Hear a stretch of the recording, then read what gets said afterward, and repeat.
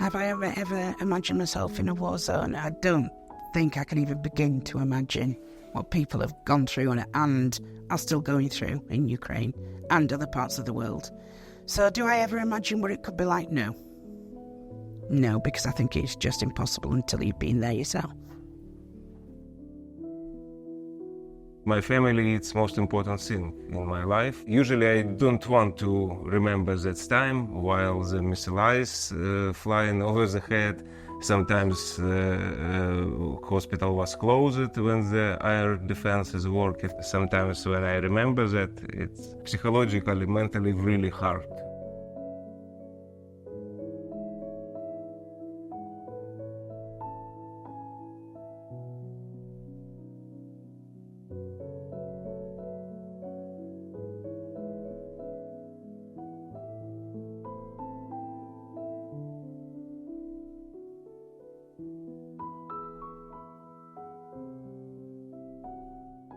I don't understand how it happens, but I know I want to be with my family anyway, and this happens, finally.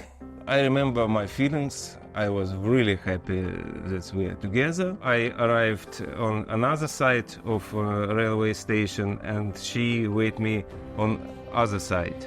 So we meet on the bridge above the railways. After my arriving, I remember next thing it's maternity in Gloucestershire hospital, and after this start new life, because a new life in our family, new person, Noah.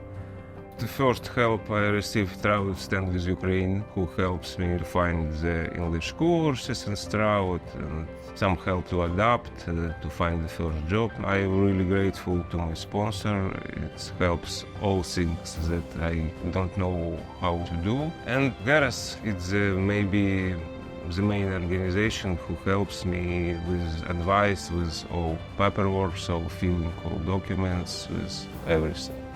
I don't think you could ever put a measure on what this means to the families who come over here. They're escaping a war, sometimes with a carrier bag full of clothes. That's all they land with. And to be hosted by the kind of people that we have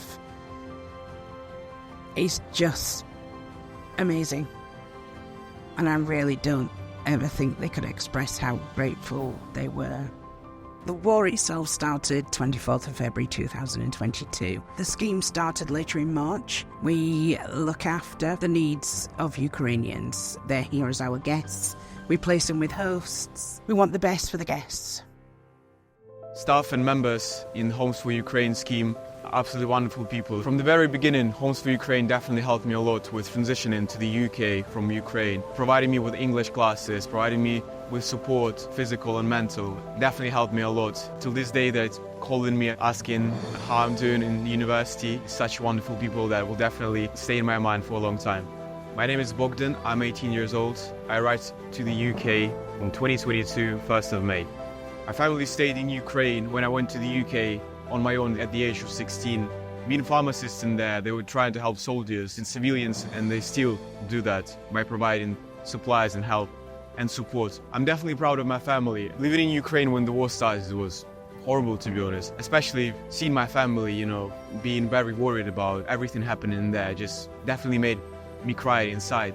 The life at the start of the war, it was horrible, I have to say the least. We were living in the basements for days without electricity, food, any supplies of water either. Just trying to survive and trying to develop myself further to help my family. Right now I'm living in London, studying in University of King's College, doing my first year of economics. For the future, what I'm trying to do is change the society, try to help the society of Ukraine in general as well. I'm just really motivated by that, to be honest, and I just want to inspire people, not only Ukrainian people, but the whole world in general as well. When I arrived to the UK, I was welcomed by a great family that are still helping me to this day, and I'm so lucky and grateful for the thing that they have done to me as well. Their names are Sarah and Jason. Absolutely wonderful people. Not only helped me physically and financially as well, but they made me more mature. I learned how to cook. I learned how to do things on my own. Something that will definitely stay on my mind till the end of days. We couldn't do what we do without sponsors and hosts. They are vital. We have people who are care assistants, we've got people who are doctors, just your ordinary person on the street, somebody who cares. We decided that we wanted to offer to host a Ukrainian family when we saw the invasion of Ukraine. We thought to ourselves, what would it be like if we were in that situation? And we were lucky enough that we had space in our accommodation to be able to house a family if they were able to come over. We feel incredibly lucky. We have a wonderful relationship with the Nyko family, and they have taught us all kinds of wonderful things. I think it's a really wonderful opportunity to show our support for everything that they've been going through.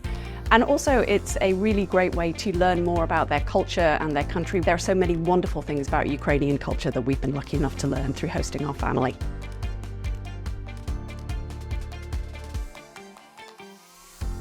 They was very brave to invite us with all my zoo, with all my pets, and yeah, they are very, very nice. I like my host family a lot.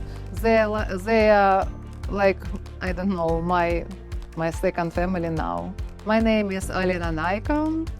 I'm original from Kyiv. I arrived to Gloucester, Forest of Dean, in the end of April 2022. When program Homes for Ukraine just started, I was not in Kyiv in that moment. I was in eastern part of Ukraine, and when Russian soldiers came, it was like 12 kilometers from our house. So we decided to escape like as soon as possible, because I have a daughter. She is 18, I have a son, he is 14. I drove here with my 2 kids and 2 dogs. It was like a zoo in my car. I drove 3,000 kilometers and it wasn't easy, but when I came, I was completely surprised because of this perfect, beautiful area. I haven't seen before forest like here, and I was impressed a lot. Yeah. My first day here. I remember it's like it was yesterday only. I did not have any documents for my pets. Border woman told me, you can't, it's not allowed. You don't have any documents for your pet. I was so tired. I remember my feelings in that time. I started to cry. I crying, stay in my car and cry. Everyone was so disappointed because of this, because I'm a really strong woman. But in that moment, I lost all my patience, all my power, everything. In that time, I wrote a letter to a special organization who care for pets in the United Kingdom, and please help me, I need your help. In that moment, it was magic moment. I received a letter about, here is your number for quarantine for your pet. Go to United Kingdom, welcome. It was 5 a.m. early morning. I parked my car behind my temporary house and decided I will stay here and will wait my host family, because I did not want to disturb them, because they was waiting for me almost all night. But no, in 10 minutes, maybe 5 minutes, my Susan, my lovely host, came and hugged me, and it was so warm. I haven't seen nothing before. I just seen the door of this perfect house. I just was glad to have a safe place for me and my kids and my pets, and had opportunity live without alarms, without shelters, without everything that now Ukrainian people still feeling and experience. Every stakeholder in the HFU team is massive in helping people integrate into society. We couldn't do this, without the hosts anyway. They're the most important piece of the jigsaw. The other people we work with are Gareths, who are absolutely fantastic at what they do. We work closely with DWP, so the job centre.